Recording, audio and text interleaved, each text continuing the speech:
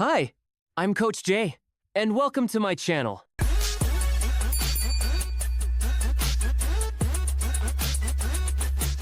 Disclaimer o paalaala. All content shared here reflects my personal opinions and perspectives only. Ang lahat ng nilalaman ay batay sa aking sariling pananaw at opinyon. This is intended for entertainment and informational purposes lamang at hindi dapat ituring bilang professional advice. Ang pag-iingat ng manonood ay kinakailangan. Kung iniisip mo na kailangan ng malaking plano para magbago ang buhay mo, you're wrong. James Clear's book called Atomic Habits shows na ang maliliit na actions, kapag consistent, pwedeng magpabago ng buong pagkatao mo. Imagine, 1% improvement araw-araw, tapos after 1 year, ibang level ka na. Dito natin pag-uusapan on how and what to prepare before reading the book. Lessons that you can start doing now, anong precautions para hindi ka magkamali, at how to achieve the best result. Hindi ito boring, kasi ang mga sikreto dito, pwedeng magpainit ng diskusyon at magpabago ng mindset mo forever. Hey buddy, just a quick one. If you like it here, please subscribe and follow me for more videos. Ang libro hindi tungkol sa instant change na parang teleserye twist. The book explains that real transformation happens sa maliliit na hakbang na paulit-ulit mong ginagawa. Kung gusto mong maging mayaman, productive, healthy, o focused, hindi mo kailangan ng grand gesture. Kailangan mo ng sistema. At dito pumapasok ang 4 laws of behavior change.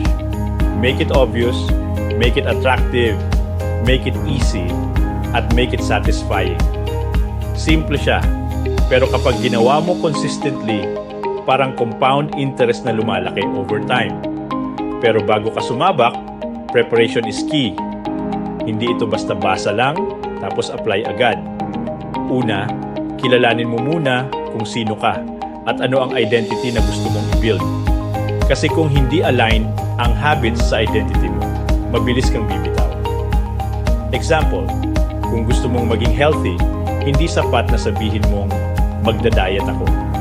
Mas powerful kapag sinabi mong I am a healthy person. Identity first, habits second. Precaution naman, don't rely on motivation alone. Motivation fades, willpower drains, at kapag dun ka lang nakadepende, siguradong bibigay ka. Ang sikreto ay environment design. Kung gusto mong magbasa, ilagay mo ang libro sa tabi ng kama. Kung gusto mong mag-exercise, ihanda mo na ang shoes sa pintuan. Kung gusto mong iwasan ng junk food, huwag mong itago sa cabinet. Huwag mo na lang bilhin. Environment ang tunay na hack, hindi ang hype ng motivation. At syempre, para makuha ang best results, stick to tiny, small changes. The book talks about the 2-minute rule. Kung mahirap magsimula, gawin mo lang for 2 minutes. Gusto mong magbasa? Basahin mo lang isang pahina. Gusto mong mag-exercise? Mag-stretch ka lang ng 2 minuto. Ang trick dito, once nagsimula ka, madali nang magpatuloy. Hindi ito tungkol sa lakas ng loob, kundi sa lakas ng sistema. Kung iniisip mo na boring ang small wins, isipin mo na lang na 1% improvement araw-araw, after 1 year, magiging 37 times better ka. Hindi ito magic, hindi ito hype. Ito ay scientifically and mathematically proven. At kung magkamali ka man, 1% lang din yun, bali, wala lang. Low impact. So you can aim for the other 1% the next day. Nasa sayo kung ano ang pipiliin mo, upward spiral o downward spiral. Final message. Kung tutuusin, Atomic Habits hindi lang basta libro, kundi parang manual ng mga diskarte sa buhay. Sa totoo lang, hindi mo kailangan ng motivation para magbago, kailangan mo ng identity shift at environment design. At kung hindi mo gagawin, guaranteed na hindi ka makakaalis dyan sa dati mong cycle. Again, hindi mo kailangan ng malaking plano para magbago.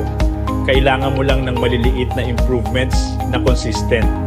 Kung hindi mo pa rin gets, isipin mo na lang, ang maliliit na bagay na ginagawa mo araw-araw, iyon ang nagde-define kung sino ka bukas. Kung gusto mong magbago, simulan mo ngayon, kahit maliit lang. Dahil ang maliit na improvements, kapag paulit-ulit, nagiging good habits. O, ano pa hinihintay mo? Let's start doing that first 1%.